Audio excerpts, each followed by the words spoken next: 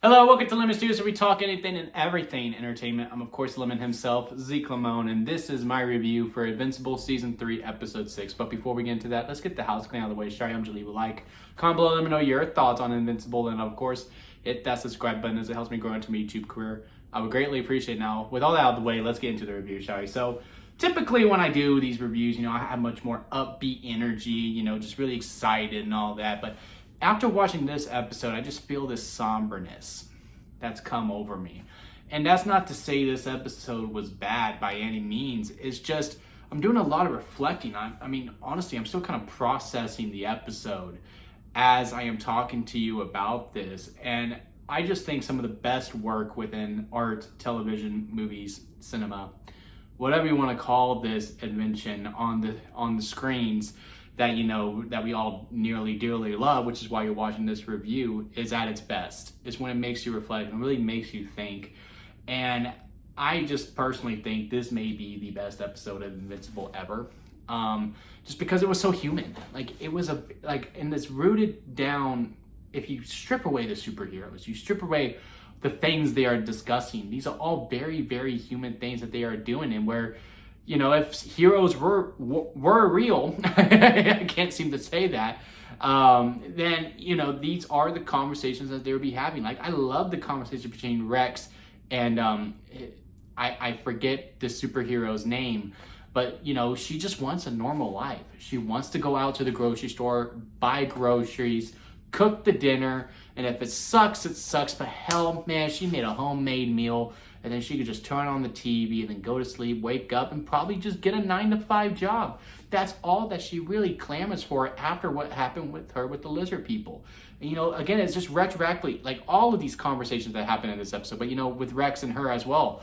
Rex talking about how he was sold to the government, and this is his only life that he knows about. Well, she was also just trained from a very young age, had to be on the diet, had to do all these different things, and just want to take control back. And the conversations that they were having with each other, and again, it's very real. One's like, "Hey man, I want out, and I don't think you want to be here either. I don't think you're really happy."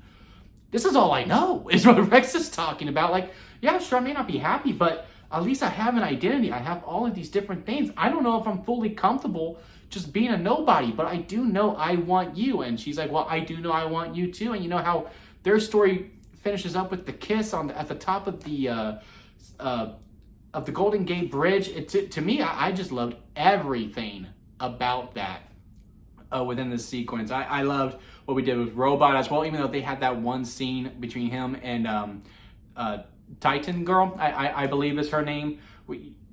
How he's been trying to figure out this age thing that she's been having since season 1, where he's like, look, it's not Cecil's job to register how many times that's transform, and it shouldn't be your job either. They had the fight in season 2. He finally figures it out in season 3. She's crying. He's like, oh, I just want to I'm not trying to change you. I'm sorry if I hurt you. I'll take this belt off. We don't have to worry about it again. She's like, no, I am very thankful that you did this. It's like when someone loses a leg and someone paid for it to get the fake one for them to help them walk, or someone who's colorblind and someone buys them the coloring shades. It's just an emotion that if you have those things that you just wouldn't understand. Again, very, very human within that. But again, the main story, right? It is between Mark and this guy who's voiced by Aaron Paul that I do not remember from the episode, so I do apologize about that. Where we start off from his point of view from Chicago, which I was really interested. I was like, why are we starting from Chicago on the previously on? I'm not really sure what we're doing here. Is Omni-Man going to be in this episode?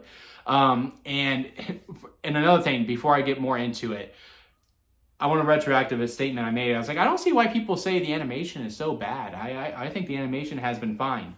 I still don't think the animation is bad by any means. But after seeing that previously on, and you see how crisp that animation was from season 1, and then you see season 3. Yeah, no, you see a difference there. So I can understand there is a little bit of a dip of quality, but hey, you either get a new season every year, or you wait 5, because it took us from between season 1 and season 2. It was a pretty big gap. I'd rather take the yearly thing the animation doesn't bug me personally. The story does well enough to be just as watchable to me personally. But anyway, back to the episode. Well, we start off from a point of view from his side, and it was from that family, those two, that mom and the daughter that we saw from season 1, where Mark is trying to save them, but when he pulls up, all he does is get their arms from it. Big moment from season 1, and it makes an even bigger moment here when he sees it, and he is just hell-bent on revenge to get Invincible to justice. At first you're thinking, yeah, he just wants him behind bars, because again, at the base of it, it is very human, where Mark, is even asking these questions like, shouldn't I face it? Like, yeah, Cecil protected me from this, and, I was able to move on with my life better because, in season 2, at the kickoff of season 2, it was really, really affecting him, but he really wasn't able to do anything because, he was just so depressed after all the lives that were lost from Chicago. And then when he finally moves on from it, then, he's doing better because he was shielded from that. And then he's talking to Eve, he's like, maybe I should face it. Like, maybe we should see the consequences of our actions, which I do think is a very fair thing to talk about. And also with the conversation that he's having with Oliver still. Again, he's like, why won't they forgive Dad? Like, the Dad I know wouldn't do these things. Like, yeah, sure, he had a bad day. He had a bad day. He also helped a lot of people too. Why can't they forgive him? Now, we understand why that is, but I really am just in love with the show, with how they are able to just tackle those types of conversations here. But the other thing that I really loved about this, with that, is how he was the catalyst to retroactively kill everything that Mark has been talking about within this season. Episode 2 with Cecil, right? Where Mark's like, they should be in prison. They hurt a lot of people. Well, Mark, so did you. You hurt a lot of people as well. He goes, well, that was different. I was trying to defend. I was defending. You know that. They were purposely trying to hurt people. Okay? So did your dad, but you also helped him. Even though Mark was still defending people in Chicago, he still hurt a lot of people, and that people still won't forgive him for that either.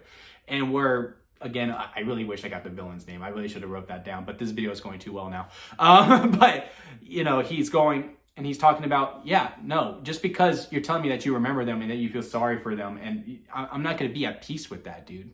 Like, I'm very, very hurt, like, as you can see. And I just can't seem to forgive you because you're able to just walk freely around here and everyone cheers you on while I have to live with this suffering. No, you should be behind bars. And I really wish they would have kept it at that too. Besides when we got to the end where it got really, really big. Where he's going, no, you need to die. You need to die. Which I understand why he gets to that point. And again, it's all the build up to what they were foreshadowing at throughout the whole entire episode, that he's going to kill his wife and kid. He is going to kill his wife and kid. They have been hinting at it from the get-go. When they first put the rods in, the baby starts crying. Now, the wife's all for it, which I really would like to dig more into that too, as to why she wanted it. But I get it wasn't the main purpose of the episode. But I really did like how, they kept teasing it. I was like, you're going to kill your wife and kid, dude. You're going to kill your wife and kid. And sure enough, when he gets there, and for us to see it too, that it's just their skulls, I really would have liked if he would have had his moment where he was like, oh no, this was me. I drove way too much to this. Now, granted, the wife kept pursuing too after he was like, yeah, no, we're caught. We just need to stop. No, we need to keep going is what the wife was saying. But the fact that he kept blaming Invincible and saying, nope, it's all your fault. My wife and kid are gone is because of you.